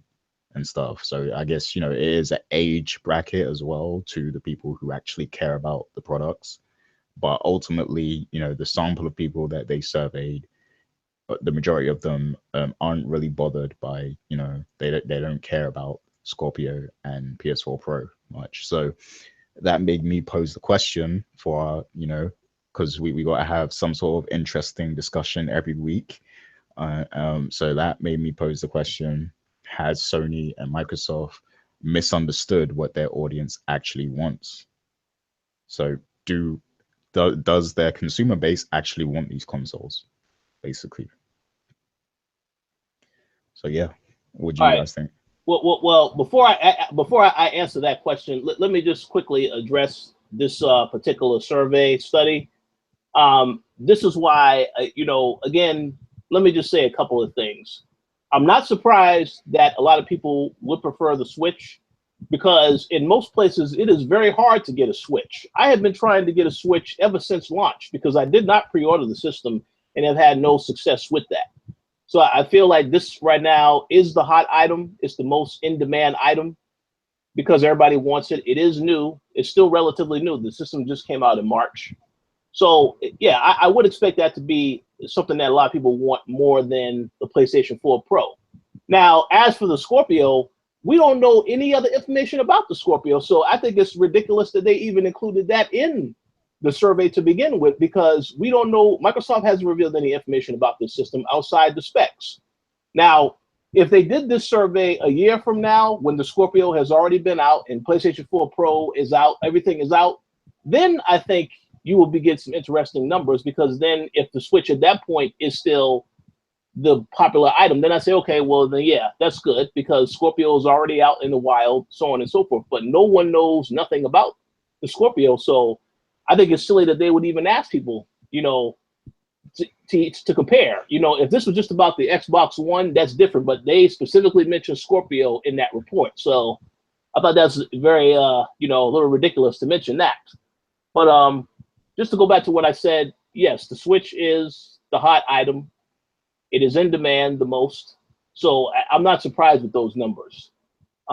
So I didn't want to get that point out the way. Now, to answer the question about has Sony and Microsoft misunderstood what their audience wants, with the PlayStation 4 Pro, I think everyone is getting on this 4K phenomenon. They don't really know yet how that's going to pan out. And I would say VR is also the same in that extent. No one really knows yet the full potential of VR. So they're just taking the gamble with the times to see how it pans out. But I wouldn't say that Sony has lost track of their audience. I mean, to be quite honest, they probably get the audience the most this generation, because look at the fact that it's the top selling console. They made a decision to focus on gamers, focus on giving people games. They're not talking about entertainment and TV and all this other stuff. Yes, they do talk about PlayStation View from time to time, but their focus has been solely on games. So I think that they get the audience, because when you pick up a console, you want to play a game. 9 times out of 10, you don't want to be sitting getting the console to watch movies and TV. I mean, those are other things you can do, but the console is for games. And I think so far this generation, PlayStation, this is why they are number one, because they're focusing on the gamers, what the gamers want. And that's it. They're giving them everything that they want. Franchises that they've been asking for a long time. Where is this franchise? Sony is actually putting their money where their mouth is and giving people what they want. So I don't think that they've lost track of the audience. Microsoft, though, yes, you can make the case for Microsoft. They have lost their way. They are improving with Phil Spencer in terms of what he's been doing, and they are getting more people to finally check out the Xbox One. I have no doubt a lot of people will pick up the Scorpio. But yes, I don't think that Sony has lost track of the audience. Microsoft, they did lose track in the beginning because of the messaging. They are starting to get some stuff back, though. But that's just my thoughts. I'm very curious to hear what you guys have to say about this particular question. You raised a good point when you said, you know, about Microsoft not having fully revealed Project Scorpio yet, because I think a lot of us underestimate the power of E3. Like, because, you know, us guys in particular, like, you know, everybody listening to this podcast and us on the panel and, you know, the Throwdown guys and everyone in our circle, you know, we're highly invested in the gaming industry. So nothing gets by us without us realizing. But, you know, to outsiders who don't follow it as closely, E3 is a big deal because it's like a coming out party. So it is right to assume that a lot of people probably don't know what Project Scorpio is. Like, I've got friends who casually play games, you know, and they always come to me when, like, whenever they want to buy a new console or something, they come to me. Like, they don't actually know what's out at the moment. They, you know, they look for someone to inform them, or they look up the information themselves. But there are people who don't generally pay attention to what's going on every day in the gaming industry. So yeah, there probably is a lot of people who don't know what the PS4 Pro and the Scorpio are right now because they're not that interested or they're not that invested as we are. So yeah, E3 is a big deal, and you were right when you said, you know, they don't know about Scorpio because E3 hasn't had their coming out party yet. You know, they haven't revealed it yet, and when they do at E3, then it's going to be all over the news headlines and, you know, on TV and all that stuff, and that will make more people aware of it. So yeah, you that was a good point you made. And also Tony Polanco just pointed out that that survey, they only had 2,000 people that they asked, which is very low. But yeah, still an interesting discussion to have regardless. But what was you going to say, JJ? I was basically going to say that I agree on most of the points, and I think it's all pretty obvious. A lot of it is based on common sense. Keep in mind, there's a lot of parallels between what we consider now as mid-gen consoles or mid-gen upgrades. I think that's what they pretty much are. It's very similar to how it was back in the day between the SNES Model 1, or at least the NES Model 1 and the top loader. It's the same type of principle, same type of idea. People in general, the common consumer outside of us and outside of the people that really pay attention to blogs, videos, YouTube channels, and any of the news that comes out, they don't care about mid-gen upgrades. They don't care about that type of stuff. What a lot of people that have been against like stuff like the PlayStation 4 Pro and even the Scorpio to an extent, their argument to that is that it's not a true upgrade to a new generation of consoles. It's still essentially the same hardware with a little bit of extra fluff put on top of it. Now, there's reasons why that's yay or nay, or why that's valid or not, you know, that people can argue and debate about. It's very subjective, but the common person is not going to care about the PlayStation 4 Pro compared to the PlayStation 4 original. They're just going to look at it as just the PlayStation 4. Their first question that's going to come out their mouth is, when's the PlayStation 5? And it's the same thing with Project Scorpio, because I feel like Project Scorpio is not the name of that console. That's always been a code name, and all of us, because we're invested, like what Gary said, in the echo chamber that is the gaming industry, we all know it as Project Scorpio, and it's going to change eventually at some point. The common person probably hears that name, is like, that sounds stupid. Why do I care about it? It sounds very niche and something I'm not going to understand. So they're obviously not going to care about that. The report itself is reaching, not only just because of the pool of people that it's pulling from, the 2,000 or so people that you mentioned, Gary, but also the fact that because it's including consoles that aren't out right now, that's not actively available to consumers. Even the Nintendo Switch to an extent. The Nintendo Switch is out now, but it's had a very rocky start where, because the word of mouth is that it's not in stores right now. I'm pretty sure a lot of people that may want to get a Nintendo Switch almost don't care at this point until they figure out, or at least they hear, that there's enough stock for everybody to go around. We had the same thing happen with the Wii back in the day, and even the Wii U to an extent. You can even argue with the Nintendo 3DS if we're sticking to Nintendo consoles. People only care about when it's care about stuff when it's made simple, when it's available to them, when they can reasonably get it, and when it doesn't make them feel stupid.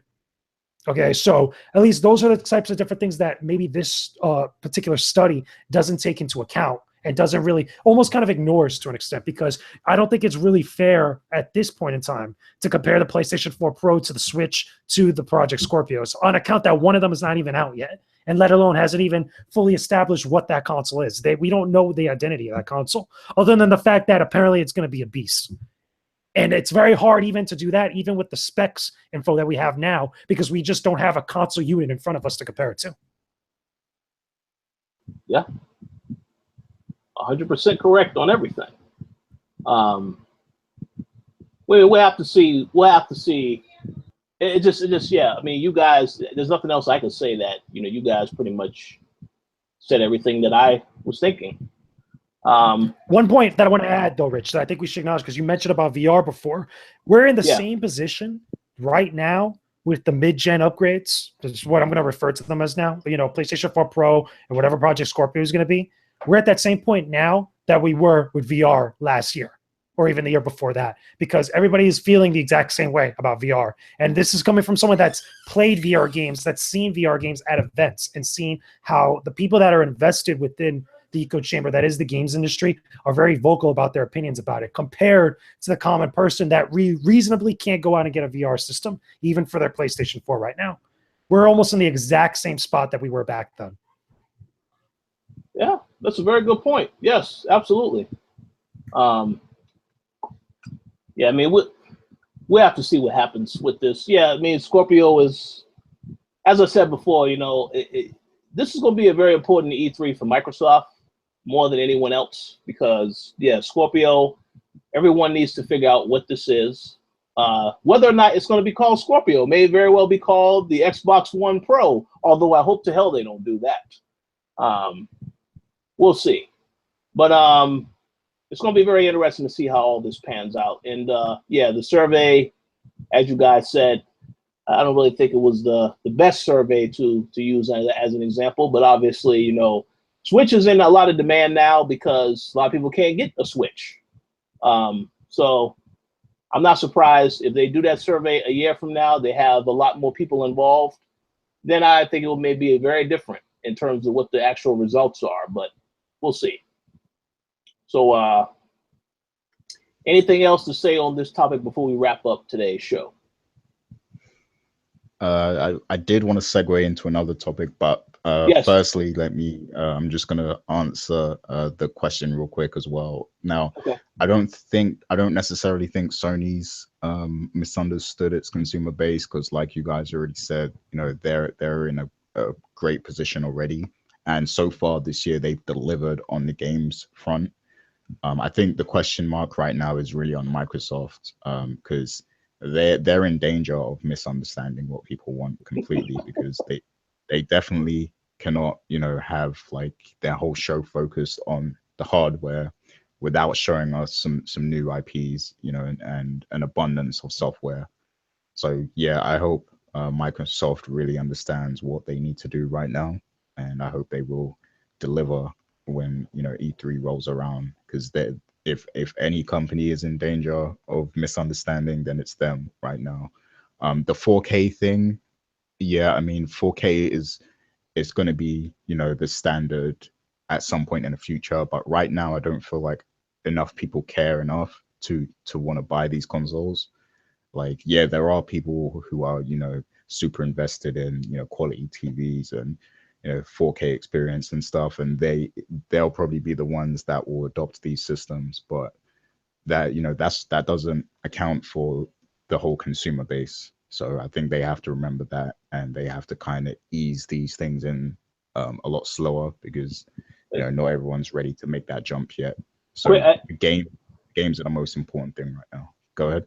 Yeah, I just was gonna make a very quick comment when you mentioned 4K, and just to piggyback off of what you said about 4K, even the devs themselves are still trying to adapt and figure out whether or not that's an option that they want to do. Because I did hear, you know, of course, with Prey being out, the PlayStation 4 Pro enhancements still are not, those enhancements have still not been added to the game. And this is a game that has now been out for a week.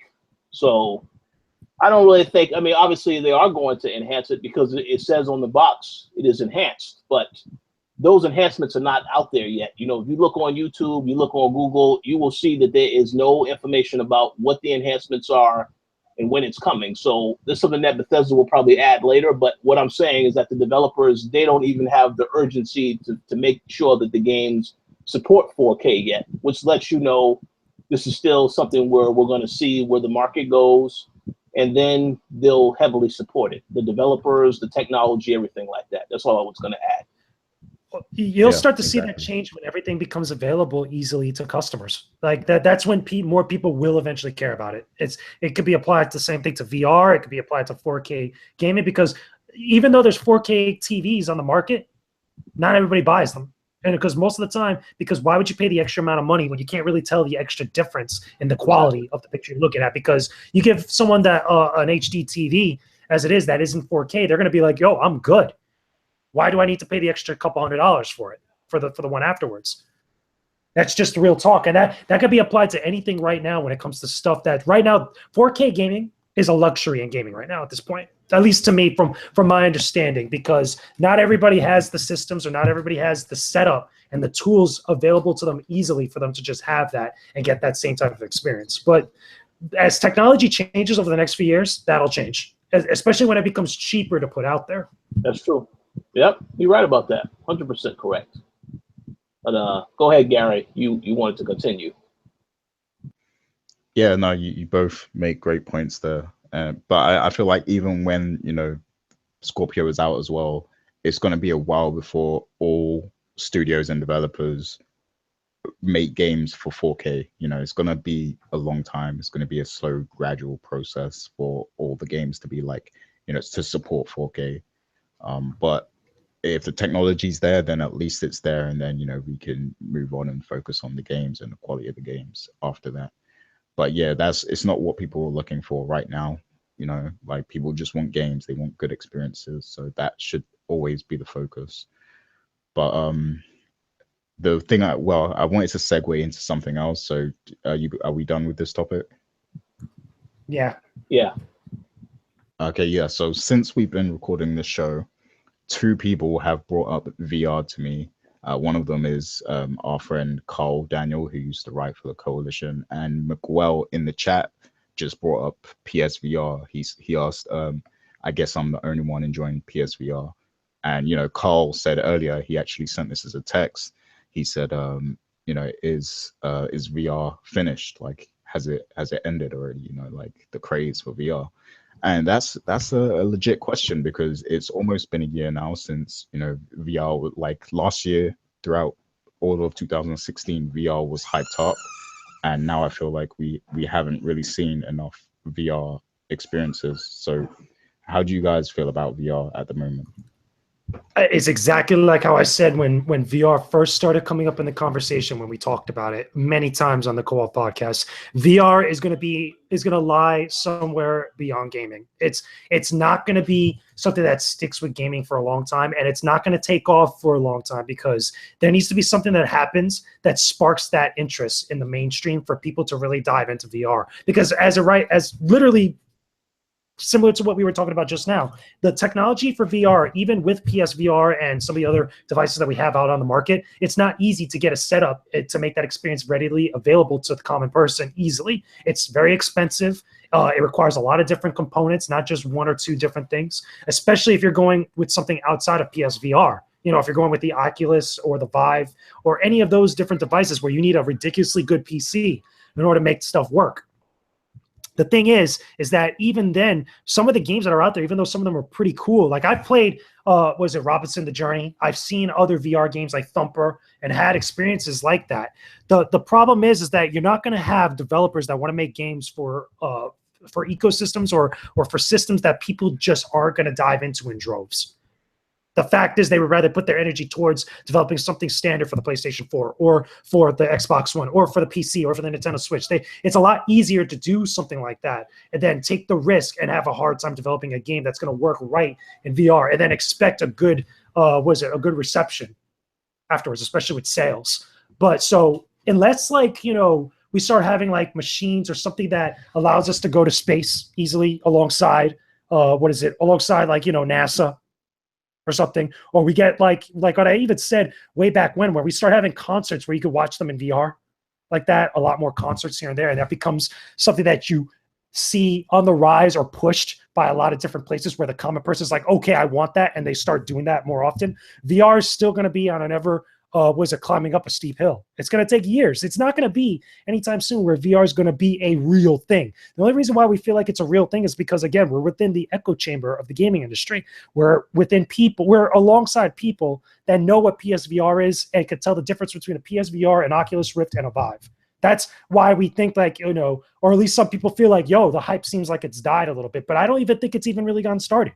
I don't think it's done. Obviously, like I said before, VR's testing ground or stomping ground, its pre-alpha phase is going to be here in the games industry. It's going to be a lot different past 2020, past 2025, things are going to change radically. And that's when you're going to start seeing other implementations and other applications for VR technology. It's not going to just be PlayStation VR forever, and it's not going to be any one of those systems forever. Yeah, very good points. I just was going to add that, I mean, yeah, we still have to be proven. I mean, I don't really think the software has been there quite yet. I mean, when we started this year, you had Resident Evil 7, which had VR support, and to me, that was one of the first games where I'm like, okay, maybe at that point, this is like, okay, this would be something that's great to play in PlayStation VR. Now, obviously, you have to have a little bit of courage to do that, because I know quite a bit of people that have played this in VR, and they almost had a heart attack. So, you have to be careful. But I think it comes down to having games that are created specifically for these devices that actually are great, and not just a game that's a short little demo experience that you have, but actually a full-fledged game. I do understand that Farpoint this is one title that was pushed very highly at last year's E3. I remember us passing by that booth a couple times, and the line for that game was just ridiculous. This is a game that's coming out on Tuesday for PlayStation VR, and I'm very curious to see how that game is going to be received by the audience, whether or not it turns out to be a success for the studio, because that is a game that is heavily, heavily pushed as a PlayStation VR experience. So, I mean, when we get to E3 in a couple of weeks, we have to also see, when Sony has their press conference of the games they show, how many of those games are actually going to be coming to PlayStation VR or have PlayStation VR support. I believe Gran Turismo Sport is supposed to have support. At least that's what I heard in the past. I don't know if that's still accurate. But we need to see, when Sony does their conference, when they show us these games, whether or not they have the support. That will show the audience what they believe in PlayStation VR support as well, because that's where this is all important. But I have to agree that I really don't think that. I think that we just really got started with VR technology in terms of the games, and it should get better. There should be a lot more interesting experiences this year. But whether or not it actually survives, we'll have to see. I mean, as long as the support is there, it should survive. But if no one is supporting these devices, then no, it won't survive. But it's hard to really answer that question and say for sure VR is dead. I don't think it's dead. I think it's just beginning. But again, ask me that question in about 6 months, and I may have a different answer completely. We'll see. Well, yeah, what I'm hoping is that when they reveal the Scorpio, they'll also, push VR with it and say that, that you can use Oculus or whatever headset, they'll have supporting the system. And then hopefully, like, once Scorpio also supports VR, then more studios and publishers and developers will start pushing their games for, VR overall. Because then every platform will support it apart from the Switch. Yeah. And, Microsoft is calling their little device mixed reality. I don't know what that is yet. We'll hear more about that at E3. But, I mean, we'll see what happens. It all depends on, I think, the support. You need to see that there's actually software coming to this device to say, okay, it's worth picking up. Because I haven't really seen that quite yet. I haven't really felt like I needed to get a PlayStation VR. Maybe I will want one after I see what they show us at E3 and what the future is looking like for VR. But right now, I don't think they've done a good job selling me in particular as to why I need to get a PlayStation VR. But that's just my opinion. We'll see what happens. But any final thoughts before we wrap up today's show? No, that was it from me. Yeah, I'm good here too. Okay, so thank you all for checking out this week's episode of the Co-op Podcast. As I mentioned before when I started this show, definitely want to wish a happy Mother's Day to all the mothers out there. And, if you are watching this show and you haven't yet called your mom or even talked to your mom to tell her Happy Mother's Day, you need to get your priorities in order and do that immediately. You know, do not Step your hesitate. game up, son. Call That's your right. moms. That's right. Step That's it right. up. And also just remember, you know, don't make it just today. Mother's Day is not really one holiday. You should be honoring your parents every day that you get, you know, because you don't really know how long they're going to be here. Same for you as well. So just remember that stuff because it's important. But yes, thank you all for listening. You guys have any shout outs that you would like to give? You go first, Mr. Lugo. Yeah, just shout out to everybody in the chat. Thank you, guys. We appreciate the support. Appreciate all the talk and all the conversation and the feedback and all the good food for thought you guys provide us, where we could talk about a variety of gaming topics, even stuff that we don't even think of first, you know, as we're talking about stuff on the show. We really appreciate that. Word up to everybody out there. Again, happy Mother's Day to everybody that you know, celebrating, spending time with their moms or is a mother. I have a couple friends that just became mothers this year. Or at the end of last year, that they just had their children, which, again, word up. Now you're going to know what it feels like for how it was for when your moms was around, you know, supporting you and stuff. But also word up and shout outs to the patrons out there, the patron supporters. Thank you. We really appreciate all your guys' goodwill, your patronage, and allowing us to keep doing what we love to do for all of you guys. Keep bringing you guys some great content. And also, again, reminder, I'm going to the Destiny 2 gameplay event this week. I'm leaving on Wednesday. I'm going to be out there for Thursday's event. I'm going to be checking out Destiny 2. I'm going to get us exclusive coverage of Destiny 2 while I'm out there. If you guys have any questions or any stuff that you guys want me to find out while I'm actually checking out Destiny 2 during that whole event, you guys might want to look for me on the streams in the audience. You know, if you never know, play like a game of Where's Waldo, Where's JJ over there. If you could catch me wiling out over whatever else, or like just getting mad, upset of what I'm seeing. It doesn't know. I don't know what's going to happen, but let me know in the comments of this actual stream, or again, of this video, depending on when you're actually watching it, or in the comments of the Koalition.com's website, any of the articles, whether it's the co-op post there or anything else. Send it to me stuff on social media, on Twitter. You guys, we have the Twitter, links to the Twitters that'll be in the description box. If not, also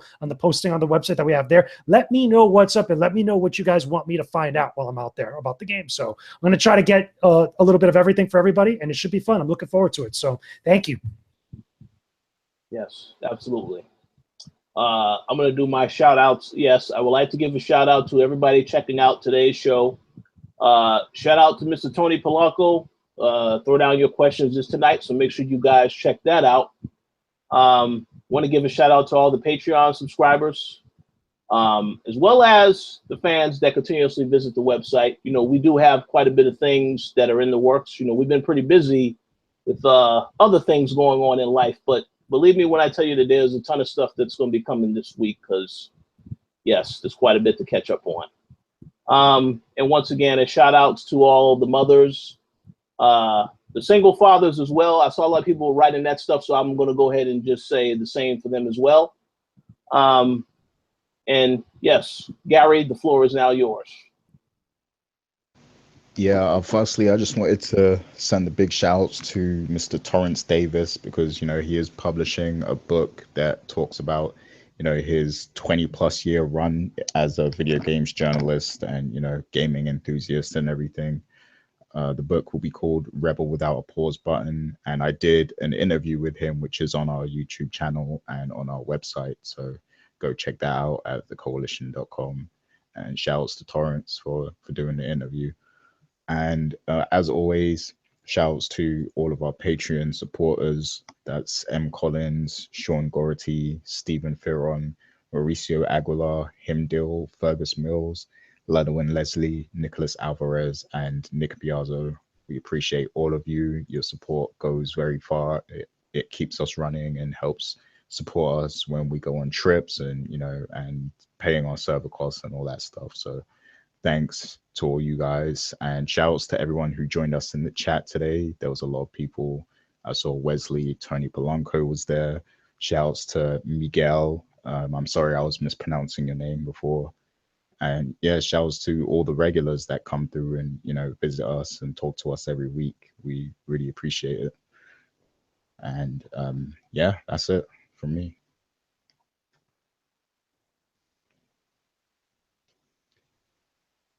I think Richard's disappeared. So yeah, that's it for this week on the Co-op podcast. Look out for us next week, and don't forget to check out Throw Down Your Questions later today. Peace.